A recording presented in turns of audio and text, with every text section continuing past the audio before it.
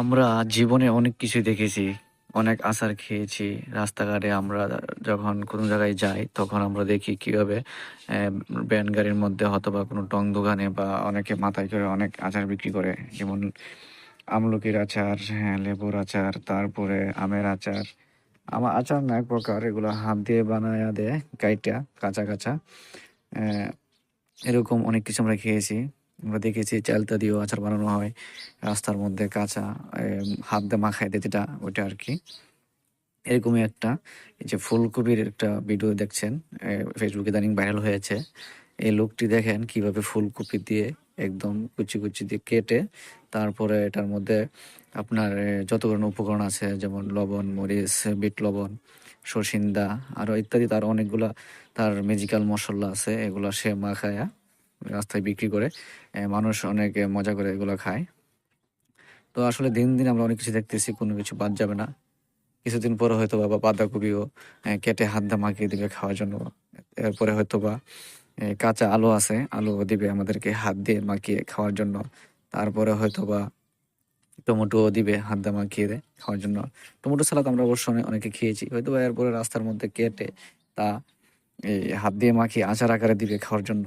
তারপরে আর কি বাকি রয়েছে, বেগুন দিবে।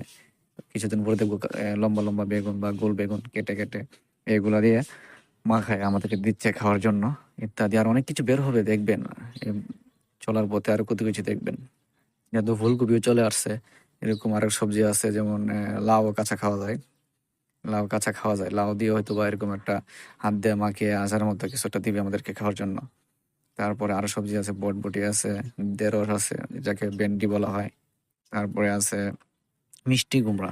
মিষ্টি কুমড়া দেখবেন যেভাবে কেটে লবণ, মরিচ, সরষিন্দা ইত্যাদি, লেবুর রস সবকিছু দিয়ে হাত দিয়ে মাখিয়ে দিবে খাওয়ার জন্য।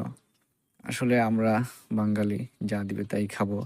আর এই কাঁচা সবজিটা খাওয়াটা কতটা যুক্তিগত, আপনারাই বলবেন, কারণ এগুলাতে অনেক কেমিক্যাল দেওয়া হয়। ঠিক আছে, তাড়াতাড়ি বড় হওয়ার জন্য বা পোকামাকড় থেকে রক্ষা করার জন্য অনেক কেমিক্যাল দেওয়া হয়।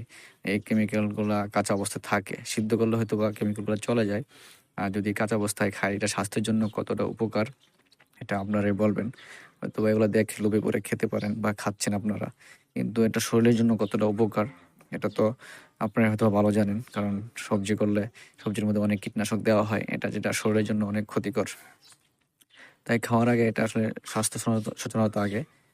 এটা খাওয়ার আগে আপনারা হয়তো কোনো ডাক্তার সাথে পরামর্শ করতে পারেন যে এটা যে আমরা খাবো এটা শরীরের কোনো ক্ষতি করবে কিনা। ঠিক আছে, ভিডিওটি যদি ভালো লাগে তো শেয়ার করবেন। নতুন নতুন ভিডিও উপহার যদি দিতে পারি